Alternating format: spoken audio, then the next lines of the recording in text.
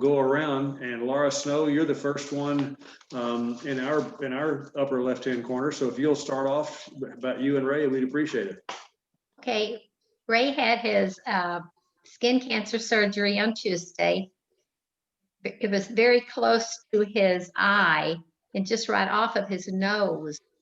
And so that's why they had to do surgery. They couldn't do it any other way because they didn't want to mess up that eye anyway. And he's doing well. He's having some pain. He's being extremely cautious with the codeine. He tries to only take one of those a day. So he's taking several Tylenols a day, and he's doing well. So he's going to make it. I'm glad. It was good to talk to him the other night. Okay, Chad, how are you and Heather and the kids doing? Yeah, everyone's doing well generally. Heather, obviously has the larger burden working full time and, being with the kids. My mom helps out several days a week, but it's just, it's a large burden going, 9-10 months of all this. And so, yeah, she's doing well. The hospital, I'm at Texas Health Plano now. It's incredibly busy. We are at capacity most days. Our COVID numbers are as high as they have ever been, including the peak back in July. And so there's ongoing conversations of what's next, and what do we need to do to have kind of disaster plans in place. So I don't want to be all doom and gloom, but it's a very real conversation up here in Collin County. Thank you. Jerry, how about you? Me? Yes. I'm fine, thank you. And yes, and I sent a prayer request to Dennis, and so Laura will be saying that in case any of you are confused, this group I'm mentioning is PEO. We're a sisterhood. Our purpose is to raise money to educate women, and I have sent a prayer request for one of my PEO chapter sisters. Thank you, but I'm fine, thank you. Okay, we'll certainly remember your friend's husband in our prayers today. Diana, you're next on our screen. Am I muted? No. Yep, okay. I want to ask prayer for my coworker. Her name is Pam Essler. She, her husband has been unemployed since like March. And then after unemployment ran out, he decided he couldn't stay. He's been looking and interviewing with lots of closed doors. So after his unemployment ran out, he went and just got a job at Town Thumb so that he could be doing something. And last week he tested positive for COVID. So, and on top of that, Pam's mother, who used to live with them, but now is in an assisted living facility, has recently been diagnosed with cancer. So she's having to go through chemotherapy every other week. And it's just, their family is just taking one hit after another. So just pray for Pam. And she's like, she's the primary breadwinner, but then she's also having to play caregiver to everybody. And she can't come to work until, till everybody's in the clear in terms of COVID. So she's getting pulled from all directions. I'm sorry. Wow, we'll pray for the family. It's Pam, right? Pam, yes. Okay. Jim and Kay, how are you guys doing? Well. Okay. Jim, you okay as well? Eating well. They're good. Okay. Great. Joyce, how are you and Ken doing? We're both doing well. I want to ask for a prayer request for some dear friends of ours. I don't know if anyone knows Bill and Virginia Ross. Well, Bill is going to have surgery on Thursday. He has a herniation in his small intestine, and the doctors are fearing that, if it ruptures, it could be really, really bad. So anyway, they're planning on November 19th for the surgery. And they have asked me and Ken and I to to tell everyone because he is very sick this morning. He's in bed, and they were going to tell their Bible study class at Cornelia, but they've asked us to tell each class. So, Okay. Did you say Thursday? yes. And from what I understand, it's a really serious surgery. So, anyway. Okay, thank you for that. And Vicki, you're back. Welcome back. How are you doing? I'm doing great. Thank you. Thank you. Everything's good. I did talk to Pat Austin's husband, Jim. Did I tell you all that? Yes. I Tell us more. Well, he just said that she had been moved out of ICU. She's not on any kind of oxygen or anything like that. And she's improving every day. They have had somebody's brought food and supplies. They didn't need anything. But she did have most of her colon removed because of diverticulitis. Antibiotics were not working. Right.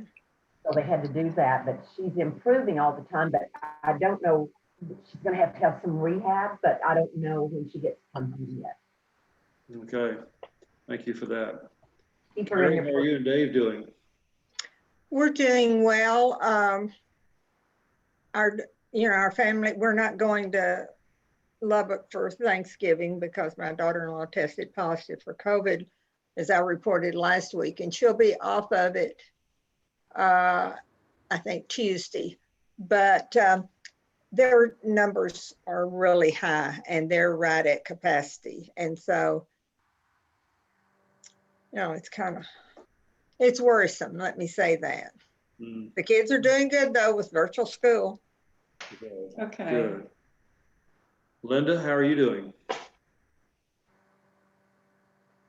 I'm doing well. I kind of wanted to echo some of what Chad was saying in that, working at Carter Blood Care, we definitely get the orders for blood from hospitals. And while COVID patients in and of themselves do not necessarily need a lot of blood products, some of them none at all, but it's certainly we're seeing the orders from the COVID-19 convalescent plasma, people who recovered from COVID, the orders are just out the roof, probably 4 times more than over the last 3 weeks, which tells you there's a lot of patients they're wanting to give it to. So, we're just, our biggest message now is asking people who have recovered to please donate their plasma, because certainly we can argue all day long whether scientifically anybody thinks that works or not. People continue to tell me that, and I'm like, you know what, if the doctors are ordering it for their patients, then it's certainly not harmful. So those orders are going up, which to us is an indicator of just how many people are continuing to get sick. So it's just an ongoing dilemma. And I think we're now looking at going back to, we had more people coming back to work, and now they're looking at, again, sending more people out of the building so that we don't grow the numbers. So places where they had no numbers are escalating, so it's right. ongoing. So just keep, praying for people's safety and also their wisdom that they will, continue to do the right thing for everyone else. So, but otherwise, I'm personally doing well. And, we've kind of made our plans for Thanksgiving, and, I'm going to be with my sister and her husband, but we're not going to have any other, gatherings or anything. And I think my brother and his family are going to be with her mom down in South Texas, but, going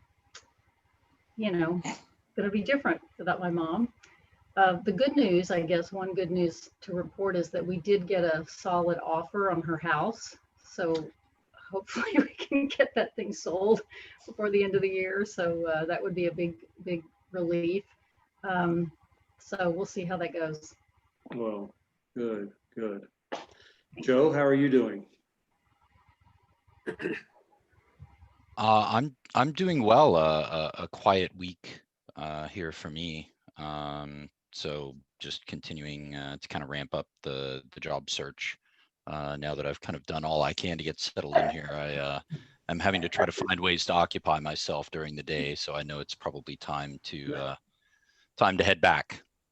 Yes. goodness. Well, you'll get one quickly, I'm sure. Travis, how are you and Patty doing? Oh, we're good. Just keeping an eye on the COVID numbers with some concern, not liking the shape of the curve. Just amazing. It is just amazing. Tracy, how are you doing? Well, doing pretty good this morning, guys. Enjoying all the beautiful weather this past week. So over here in Mineral Wells with Mom, last week was about 1 year ago when Dad passed away. So a little bit melancholy, but it's been a fast year. And I guess on that whole COVID theme, my niece down in Austin has come down with the virus. She was a high school teacher and has been home for about a week now. So, but I think she's fine, but already tired of staying in the house. But it does seem like it's escalating everywhere again. So It is. It definitely is. Robert, how are you doing? Doing good. Just came back from a dog park and it was good. Everything's fine. And I had to cancel the Bible study on Thursday because the virus. Right. Outside than that, it's okay. Good, good. Dale, how are you doing? Doing good. Work is still slow, but we've got more work this week. But I'd like to ask for my coworker and one of my best friends. She got a positive Thursday. I hadn't seen her in a month, so she's quarantining. She had very light symptoms, and she's had 1 day of not feeling well, and but she's quarantining for 14 days. So her name's Paula. What symptoms did she have? She had a little fever, just to 100, and some chills. And she thinks she got it from her mother because she went to her mother's 80th birthday in Waco the week before, and her mother had the same symptoms. But it could also be a false positive because they did the rapid fire testing, so those are getting anyway. But she's fine, but she's still quarantining. So. Did you say I'm sorry, what? her name is Paula? Paula, yeah. And Brian, how are you doing? I'm doing all right. And the aunt of mine who was doing the hip replacement and all of that, she seems to be doing better. Okay. So she's still a little delusional in that, like, she doesn't know she's in a hospital, but her spirit and her mobility are way better than they were before. My brother and I are going to drive down to Lampasas and have Thanksgiving with our older brother, his wife and son, and his father-in-law. I'm a little uneasy about it, but everybody else seems to be gung-ho about it. So I don't want to back out and ruin it, but it's just hard not to be nervous with all the news about cases going back up. Right. Brian, none of my business, but you need to make the decision for yourself and not be pressured. Because this stuff is serious. I mean, one person, it doesn't really affect. My daughter-in-law is asymptomatic. She didn't really want to believe the test, but they did another one and it was positive. So yeah, peer pressure, even at our age, does occur, or family pressure. Yes. Thanks.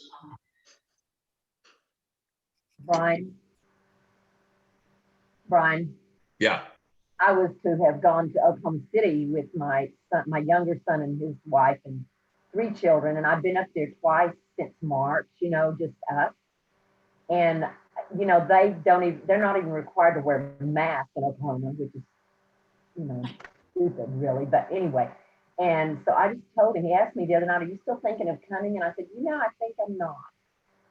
It's just better that I don't go. And I'm going to spend the day, I think, with my brother and his wife, and they don't have anybody come in, and I'm going to take food and just spend the day with them because he's not well. He's 87 and he has a lot of heart issues right now.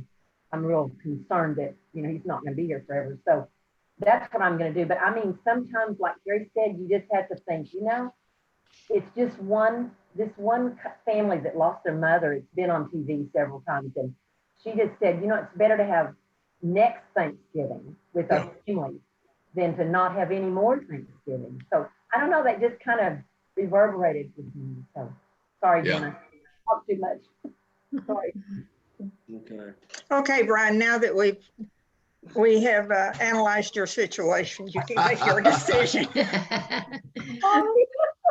No pressure. Yeah. Yeah, no. I just, Don and Barbara, I hope you guys are doing okay. And I know you can't talk, but we miss seeing you, but hope you're doing well. Sandra, how are you doing? I'm grateful everything's well. I had a hard time getting in this morning. My computer was kind of like Barbara and Dawn's last week. It didn't want to have audio, but you're hearing me okay, right? Yes. Okay, good. That's fine. Thank you. Okay, I just got a text from Diana. Her power just flashed and she got knocked off, and so she may join us back in a minute. Now, Ron and Lisa, and Lisa, how are you guys doing in this morning? So we're lying low and trying to stay healthy. Okay, well, it's good to hear from you both today on this.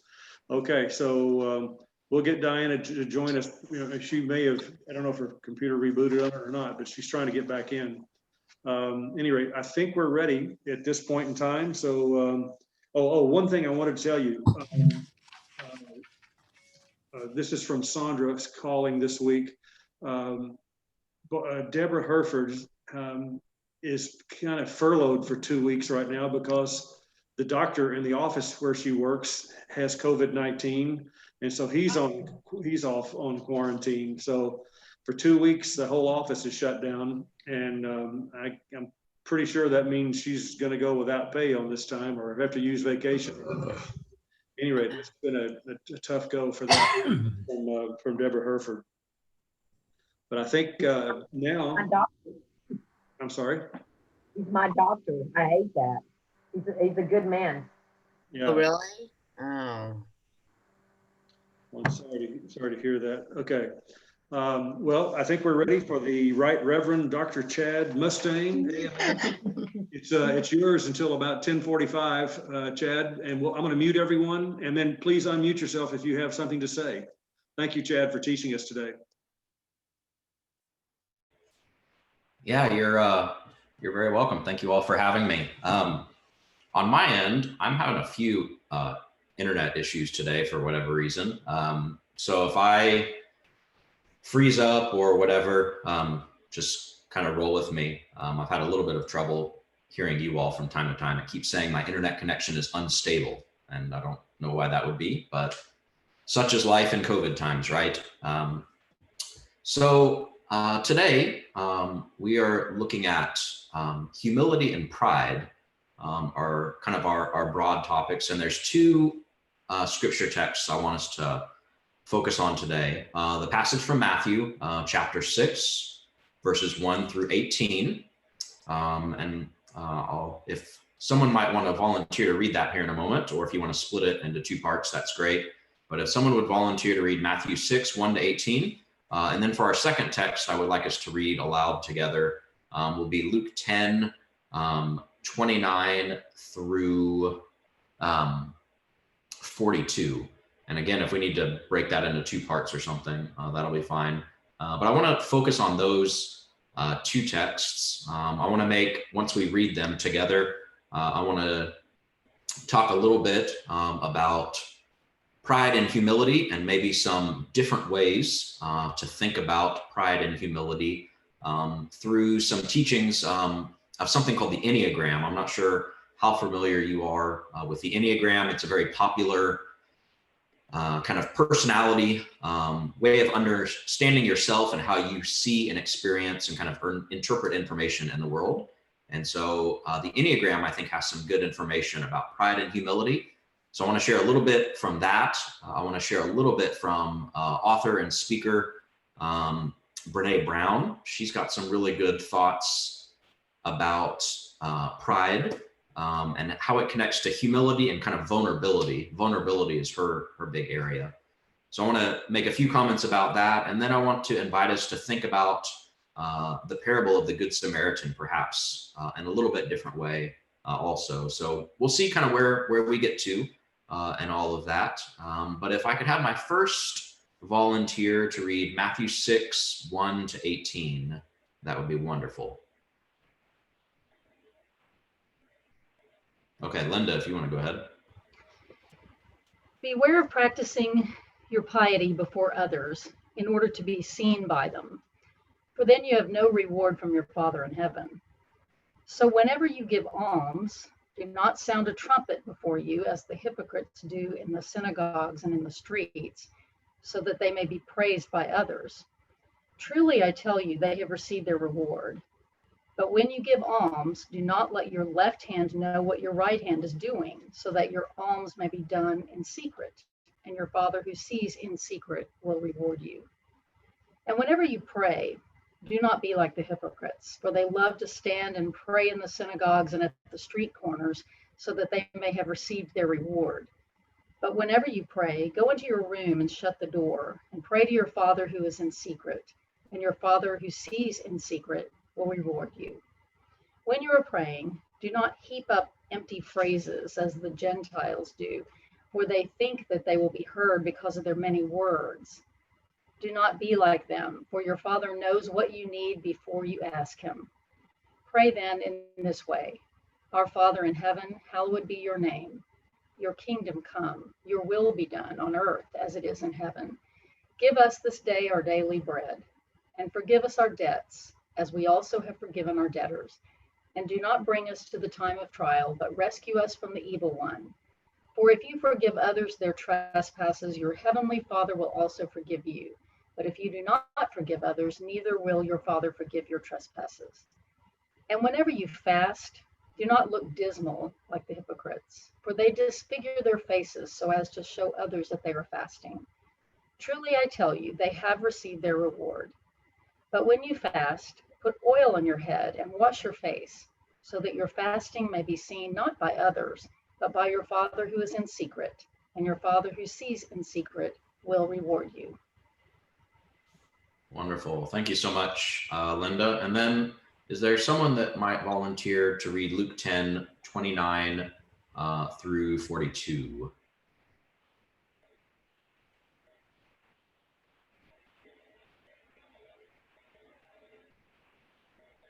Do I have a volunteer? Okay. Okay, Linda, thank you. But wanting to justify himself, he asked Jesus, "And who is my neighbor?" Jesus replied, "A man was going down from Jerusalem to Jericho and fell into the hands of robbers, who stripped him, beat him, and went away, leaving him half dead. Now by chance, a priest was going down that road, and when he saw him, he passed by on the other side. So likewise, a Levite, when he came to the place and saw him, passed by on the other side. But a Samaritan, while traveling, came near him, and when he saw him, he was moved with pity. He went to him and bandaged his wounds, having poured oil and wine on them. Then he put him on his own animal, brought him to an inn, and took care of him. The next day he took out 2 denarii and gave them to the innkeeper and said, "Take care of him, and when I come back, I will repay you whatever more you spend." Which of these 3 do you think was neighbor to the man who fell into the hands of the robbers? He said, "The one who showed him mercy." Jesus said to him, "Go and do likewise." Now, as they went on their way, he entered a certain village where a woman named Martha welcomed him into her home. She had a sister named Mary who sat at the Lord's feet and listened to what he was saying. But Martha was so distracted by her many tasks, so she came to him and asked, "Lord, do you not care that my sister has left me to do all the work by myself? Tell her then to help me." But the Lord answered her, "Martha, Martha, you are worried and distracted by many things. There is need of only one thing. Mary has chosen the better part, which will not be taken away from her.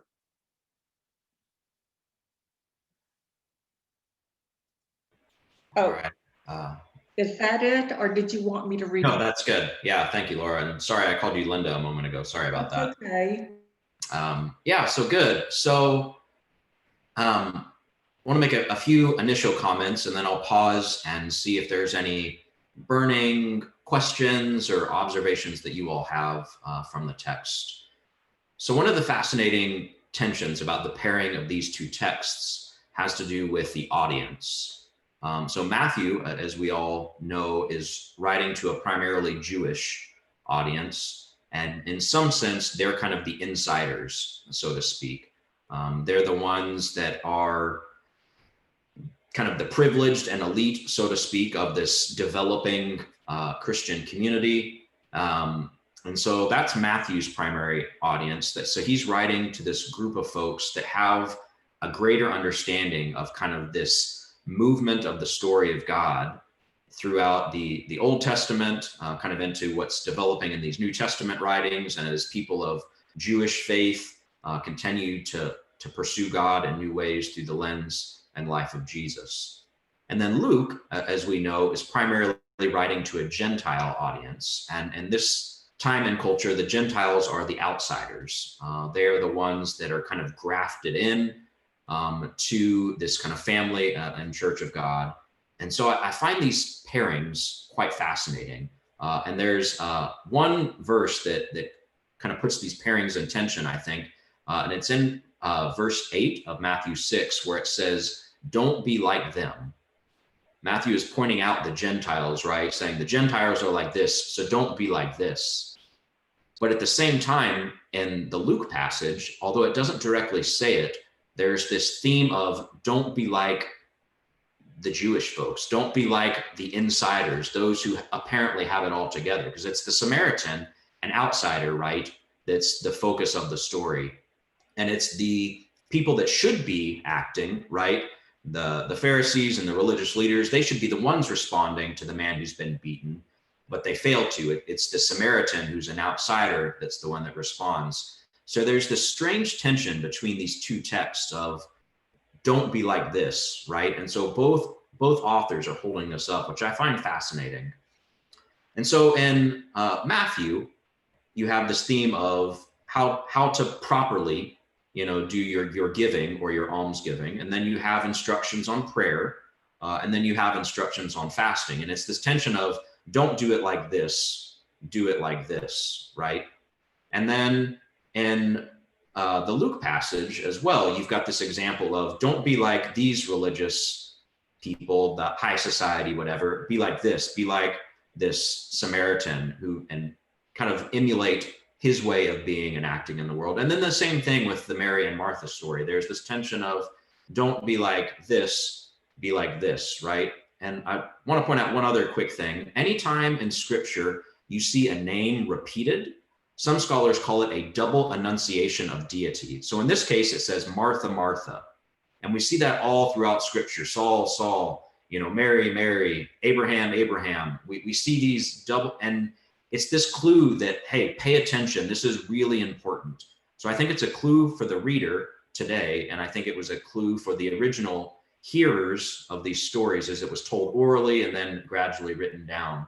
And so it says, Martha, Martha, you are worried and distracted by many things. And I think that's a really key text as well. So we have this, don't be like them, that I'm holding up as a really key phrase. And then this, you are worried and distracted by many things. And I think those tie in really well to pride and humility, which I think live in tension together as well. Because I don't think either one is necessarily bad or good. I think it's just two different tensions that we flow between. And I want to talk about that a little bit in a moment, and I'll use the Enneagram to help us there. But I want to pause and just to see if anyone has any initial thoughts, comments, questions that you'd like to share, and then I'll talk a bit more about pride and humility.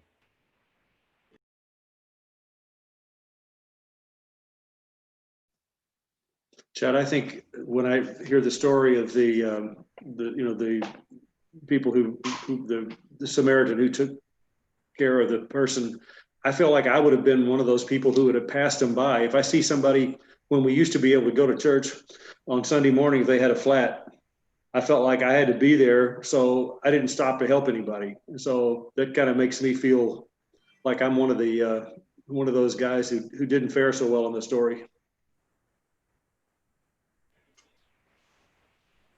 Yeah, thank you, Dennis, for your honesty there. I think oftentimes we want to believe the best in ourselves and say, "Oh, I'm like the Samaritan, right? I would do that."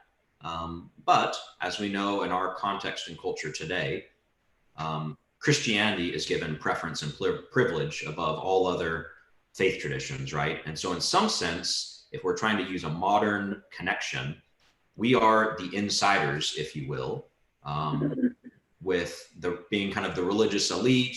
Some might say the Pharisees, some might say the hypocrites. I don't want to point any fingers at anyone, but I think that's a hard critique of us that we have to be open to today, that as Dennis pointed out, we might want to ideally believe that we would be the person that would stop. But I think sometimes the critique for us is don't be like the hypocrite. Don't be like the one trying to draw attention to their giving or to their praying or to their fasting, because it's really easy to do, right? With social media, and you snap a quick picture and you put it up and you kind of do the humble brag. And I think that that's an example, right, of what not to do. Don't be like this in some of what we're doing. So thank you, Dennis. Other thoughts or comments before I talk about pride? Yeah, Vicki. Well, every time I hear this story or read it about Mary and Martha, I think about the fact that if Mary had not been cooking, there would have been no meal. And so sometimes in that day, and even today, a lot of times men who don't cook don't realize that women keep that going in the home. I mean, that's sort of what we do. And yet she was complaining, you know, she was whining, I guess is a good word. But I always think of the practical side of that. You know, somebody had to cook the meal or have food prepared, because usually there was a group, you know. I have a comment. Yes. Yeah, Lisa, Mershon. Oh, by the way, Vicki, thank you for your calls. We're okay. Dennis, I'd have to say I see it the way you do too, because there's been times when I might see a situation not as drastic as the scriptures, but you know, I think, well, maybe that person needs some help. But it's like in today's day and age, especially with the COVID and stuff, and then you've got people that'll beat up on people. It's like I can't read people anymore like I used to. You can kind of read them, and you know, you think we'll look for the good in folks, but it's hard nowadays to tell who is not going to jump you or hurt you or something. And I've kind of adopted the attitude, you know, I'll pray that somebody else will come along and help them out because it's too scary. It's hard to say. That's it. Yeah, thank you. Yeah, I mean, there are some practical realities of physical safety and our health safety because of COVID and other things that complicate this a little bit. So I want to share a little bit out of this teaching that I mentioned called the Enneagram. And you don't need to be an expert, and you don't have to necessarily resonate with Enneagram. It's something like Myers-Briggs or StrengthsFinder. It's just another way of trying to better understand yourself. But in the Enneagram, there's a particular number, the number 2, or the kind of 2 personality type, that it talks about specifically with this tension of pride and humility. And so I want to read you just a few phrases here. It says, this classic sin of pride does accurately describe the emotional habit of type 2, as long as we understand that pride has different versions. And so it says 2s that are very, 2s like self-inflation, and at many times get the message that they are very special and deserving of our admiration. This pumped up attitude is expressed through the voice and body language, which tells us that we should praise them. It says, pride is not a steady state. Self-esteem rises and falls depending on the approval of others. And then this teaching goes on to say that the other side of pride is excessive humility. And it talks about this idea that it's this almost false humility, trying to kind of say that you're more important than I am. And it's this false sense of humility to try to make yourself less so that people will notice you and take notice of your work. And I think that's part of the tension that's at play with Mary and Martha. With this kind of pride and humility tension, or it's this idea that you're trying to win the recognition of others, right? You want people to see and to notice the good work that you're doing. And that's definitely a tension present with Mary and Martha. And so part of what this teaching says is that from pride, it's saying that with pride, you're pursuing to find value in the eyes of others. And that over time, this over-reliance on approval of others can kind of create and reinforce this inner kind of emptiness or hollowness, because you may not be getting the approval that you think that you need. But then the tension that's present is this idea of humility. And humility, it's where we truly realize and measure our self-worth. And it's not from the things that we do or the recognition that we have or the title that we have or our salary or our house or anything like that, right? It's this inherent value that is present with each of us. And in the Christian tradition, we would say it is because all human beings bear the image of God, right? That is where our inherent value comes from, not because of the recognition of others, our family name, anything like that.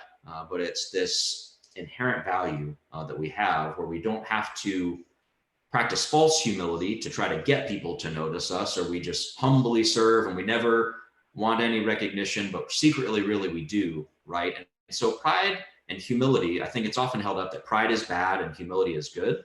And I think instead what I'm offering is it's a tension to be aware of both, to be aware within yourself. And I think that's something that the text helps us see, is that I think there's a good spot for pride. And I think there's a good place at times for humility, but it speaks to our motivation. And that's a really key teaching in Enneagram, is it's talking about what is our motivation behind these behaviors that we are demonstrating. It's what's driving us to try to do perhaps this good thing, because we want, our self-esteem feels low. So we say, if I do this great thing, people will notice me and appreciate me. Or maybe it's this thing of saying, I want people to see me as humble. So I'm going to really kind of beat myself up, and I'll be the martyr. I'll bear the burden, so that people will see me as the super humble person. Well, that's a false sense of humility as well. And Brene Brown has a really great statement I want to read that ties into this, and then I'll pause for a moment. So Brene Brown talks a lot about shame and vulnerability, and I think it ties in with pride and humility. And she says this. She says that shame is the belief that we are unworthy of love and belonging. And that part of the idea of pride is that it tells us what we deserve because of our doing, title, and status. And shame says, I can never find or achieve it. But both pride and shame fail to acknowledge the inherent value and worthiness of a person simply because they are a person who bears God's image. And so I think that is a really important just tension, because so often we want to think in dichotomies, right? That this is good and this is bad, and this political party is good and this one is bad. And we get too black and white, and there's a whole lot of gray and tension in the middle, right? And I think it's the same with pride and humility. And I think that's part of the tension that our text holds up, is we have this tension of don't be like this, be like this. But as Vicky pointed out, we need the Mary and we need the Martha, and we tend to elevate one over the other, but both of them have something good to bring to the situation. And so I'm going to pause there to see if there's any comments or questions that anyone has.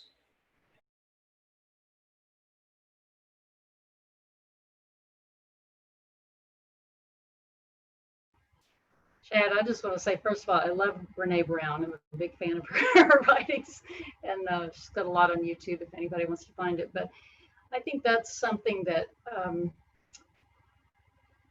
we struggle with a lot, and I think it's hard even in a corporate setting to, you know, we tend to look there at like, well, this person's not doing their job, or this person, you know, is doing excellent work, and you know, we try to. It seems a little more black and white sometimes in the workplace than it should. And I think sometimes you might have one leader who's very, very hard on their team, and they've got these huge expectations. And then you have another one who doesn't hold any of their people accountable. You know, we see those situations. And so I think it does just call us as individuals to, and as Christians, to kind of remember that even in our work settings, that, you know, we have to account for what we're doing and what we're holding people accountable for. And you know, I'm not really trying to go anywhere with that other than to say it's very visible in the world around us, whether it's in work or personal life, and it is important that each of us tries to look at what is our motivation, so that we can also find it in other people and either help someone see things differently, or make sure that we're giving people that attention they need so that they don't have to seek it out in larger ways. You know, I do think some people need to be recognized more for every little thing they're doing. Yeah, yeah. No, absolutely. And I think the text highlights kind of this that you're holding up for us, right? Where it says, Martha was distracted by her many tasks and came to him, Jesus, and asked, Lord, do you not care that my sister has left me to do all the work by myself? You can hear that, woe is me, right? If she was in a different place, if her motivation was perhaps different, she maybe would have done that joyfully, right? And I think we've all seen that in our own homes, whoever happens to do kind of the primary cooking and cleaning. For some homes, it's the female. For some homes, it's the man. I did all of the cooking in our home until I recently transitioned back into full-time work, and now it's more of a shared thing for Heather and I, right? But there were days where it just felt like my joy and honor to serve my family, and then there were those days, right, where it was just woe is me. Does anybody notice how hard I work? I've done all this to set the table for this meal, you know, for family or friends, and so you get that sense from Martha that, as Vicki pointed out, there's nothing wrong with what she's doing, but it's her behavior and how she expresses it that becomes the issue, right? Because we need Marthas in the life of the church, and we need Marys, right? And sometimes Marys need that word to say, hey, it would really be helpful if you stop what you're doing and if you could help out, you know? And sometimes the Marthas need the word to say, hey, Martha, we love what you're doing, but why don't you pause? We'll get to the dishes. Why don't you just come and be present and be here with us, right? And so it's helping each other navigate that tension. So it's not that one is better than the other, but we need one another. We need both sides of that.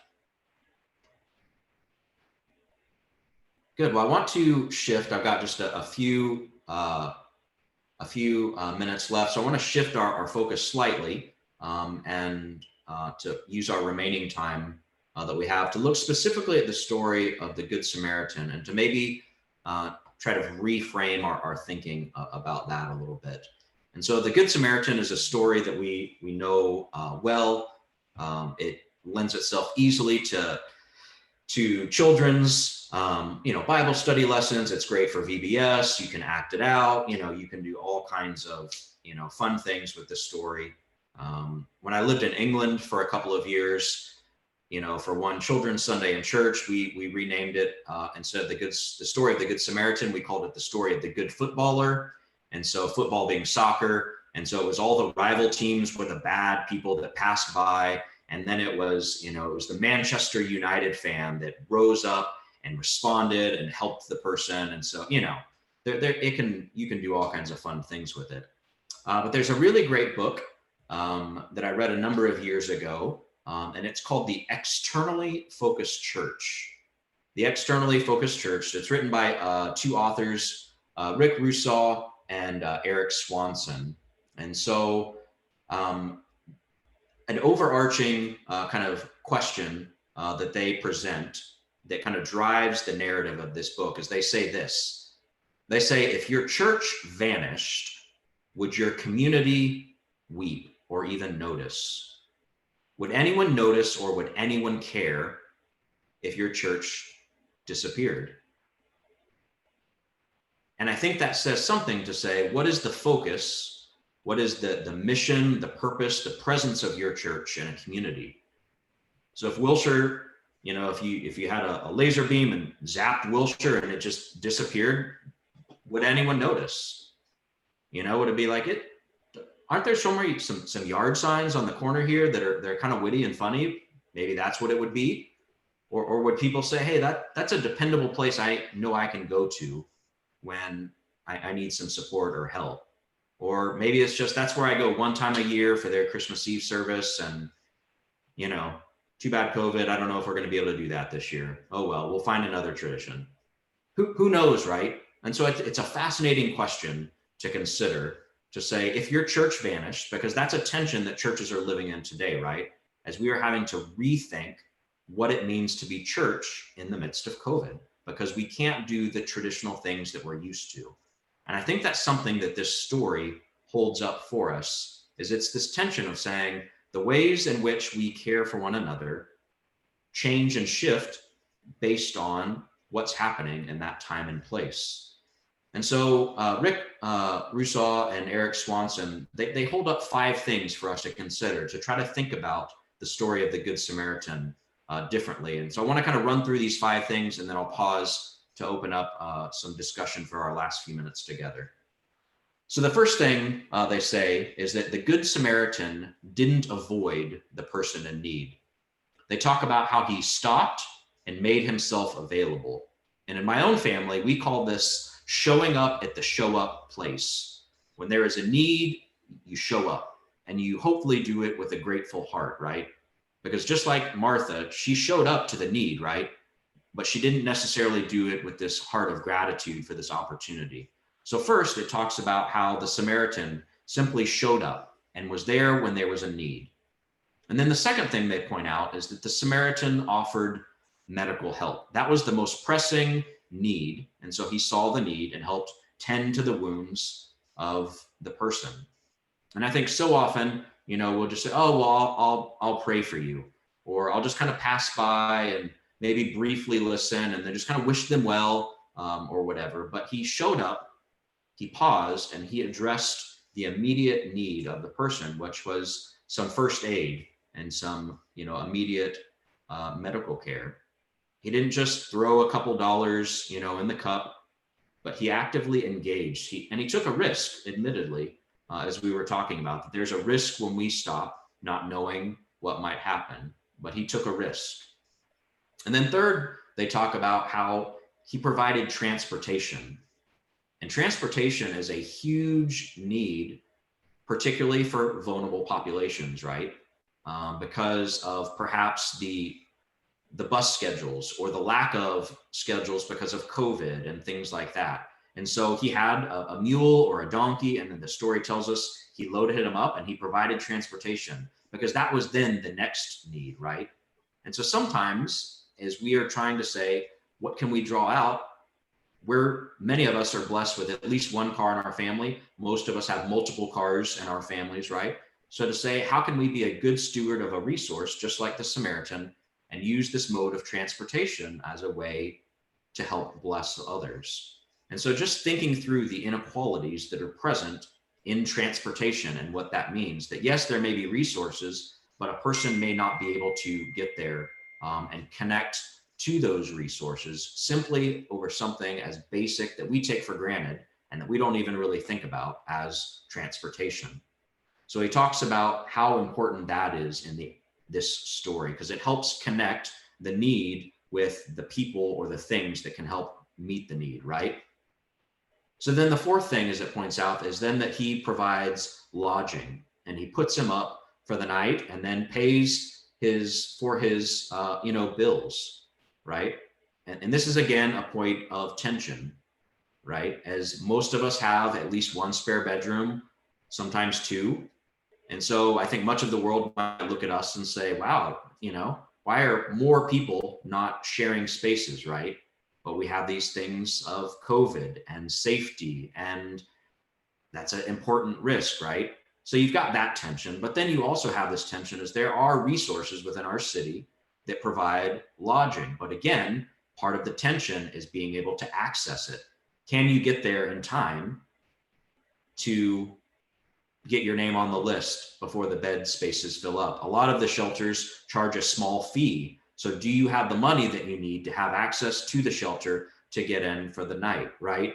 So there's these tensions that we're faced in that sense. And so the Samaritan pays the fee for the person so that he can have a place to stay while he heals and recovers. But it says that he stayed with him as well, helping care for him.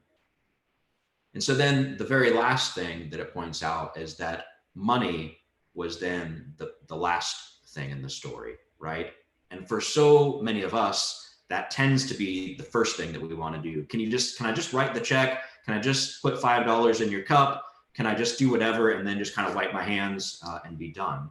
And that's not to discredit the need of finances in this story, but it helps us realign the priority, right? Asking us, what is our motivation behind? Is it that we feel uncomfortable and we need to just own that and be aware? Is it that we feel perhaps our schedule or needs takes precedent over this person? I'd love to help, but I just don't have time because I've got to get to church, as Dennis pointed out, because I've got to teach my class, right? All good things, but we're just holding this tension within this. And so I thought these 5 points that Rick Russo and Eric Swanson hold up for us on how to reframe the story of the Good Samaritan are helpful and just help us to consider in different ways as we try to consider how can we be a resource and help in COVID times? How can we think outside of the box, outside of just giving money, which is a good thing and a needed thing, right? But is it the right thing in that moment to address that particular need? Because that's one of the things we learned from the Mary and Martha story is that it says that Martha, Martha, you are worried and distracted by many things. There is the need of only one thing. And I think that's where we need the leading of the Spirit of God to help us determine what is the one thing that's needed right here in this moment, in this situation. So to listen for that divine whisper of God to say, what is the one thing needed right here and right now, as we live in this tension of pride and humility and trying to determine what is needed in this moment. Is it the Martha? Is it the Mary? And how we can respond to the leadings of God. So I'll pause here and open up space for any final comments or questions or wonderings about the text.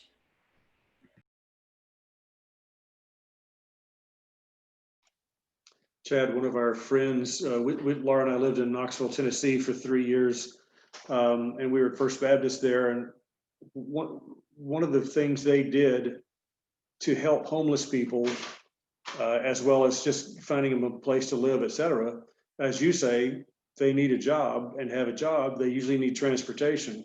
So what a group of these people did, men and women who like to tinker with cars, they started getting cars that they would, they would put back together things they couldn't get done. They would take to a shop and tell the shop, look, this is for homeless people, work it in, give us a really break on the price. But they ended up outfitting about 10 or 12 cars over a period of 2 or 3 years. And that really helped. That made a big difference in the life of those 10 or 12 people. Yeah, absolutely. That's a great example of trying to think outside of the box to help meet a need. Yeah, it may be that someone has a stable living environment, but they just lack the transportation because the job starts before public transportation is running or before the bus line stops by their house. You could buy someone a bus pass for a month to help them get to where they need to go. Or, you know, there's lots of different ways, but transportation is such a key thing in helping people make that transition from, you know, poverty into a job situation, or from being jobless to having a job, or your kids not being able to get to school on time and getting to school on time. The transportation is such a key thing. So thanks for holding that up. Other comments or questions?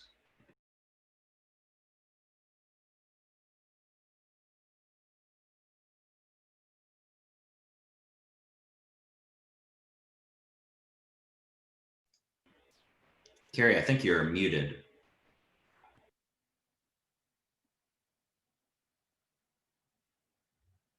There we go. Dennis, I have a question for you on that project. You know, in Texas, you have to have liability insurance. And that is a big obstacle for many people. And there are many people driving without it. And I understand it. They've got to get to work. Did they make any provision for that, or? Yes, they would not issue a car to one of the people until they had proof of insurance. Okay. So they didn't do it.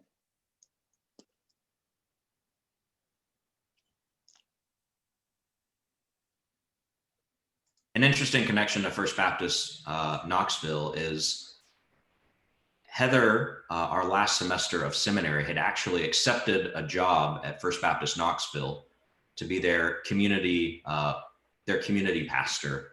And it was a joint venture position between Buckner and First Baptist Knoxville. And so we were set to move her to Knoxville, and we were going to live apart for the last semester of seminary. And then, long story short, some things happened, and then the job ended up falling through because of some funding issues with Buckner and First Knoxville.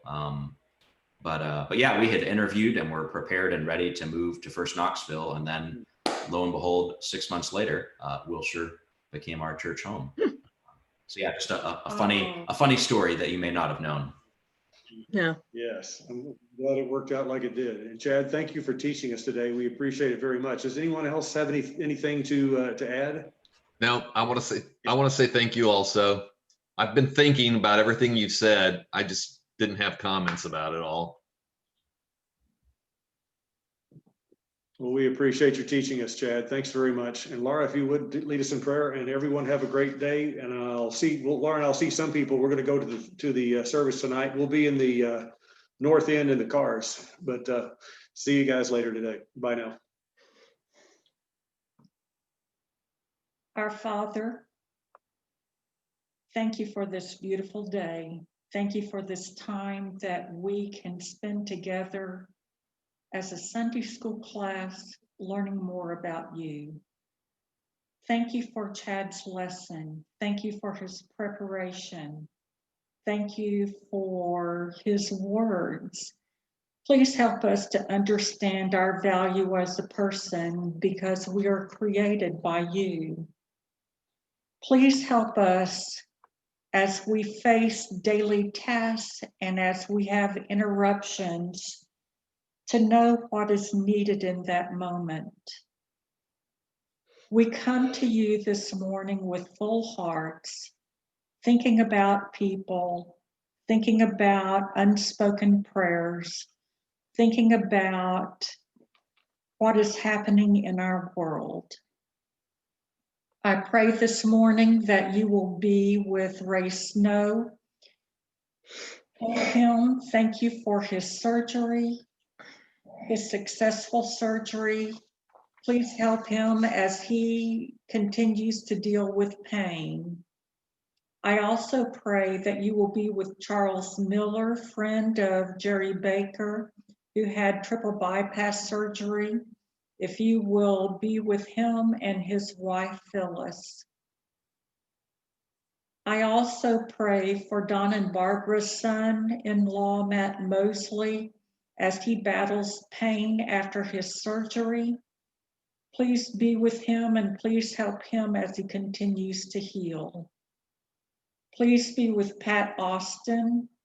Thank you for her improvement. Please continue to help her as she continues to heal.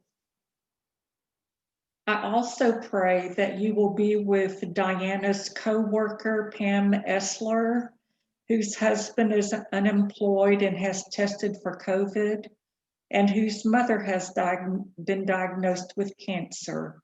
I pray that you will be with Pam as she has all of these things and that she is dealing with at this point in time. Please be with Bill Ross as he has surgery on Thursday. Please guide the hands of the doctors. Please be with him during this difficult surgery. I also pray for Joe as he begins his job search. Please help him in these coming days. Thank you for the health of Diane Collins, aunt of Brian. Please help her as she continues to heal. We have so many prayers about COVID. I pray that you will hear these prayers and that you will be with us all as we learn to deal with this virus. I pray for Deborah Herford as she is in quarantine. I pray for Mark Wingfield as he recovers from COVID. Please be with Carrie's family, Lance and Ashley, as Ashley is recovering from COVID.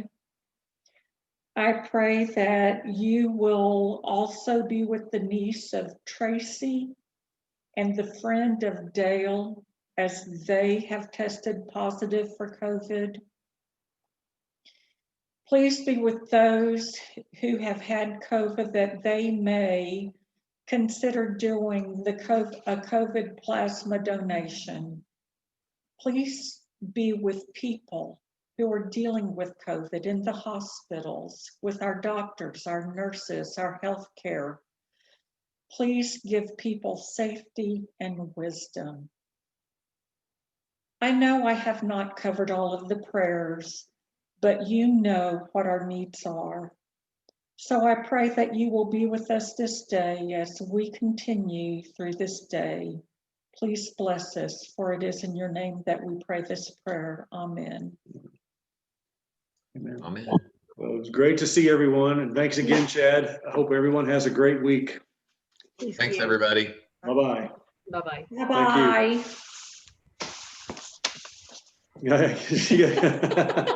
I like it. Thank y'all. Bye-bye. Yes. Bye, yes. Sandra. Yes. Bye, Don and Barbara. Hope you guys have a great week. Bye now. See you, Trace. See you right angle, Tracy. Yes. Bye-bye. Bye-bye.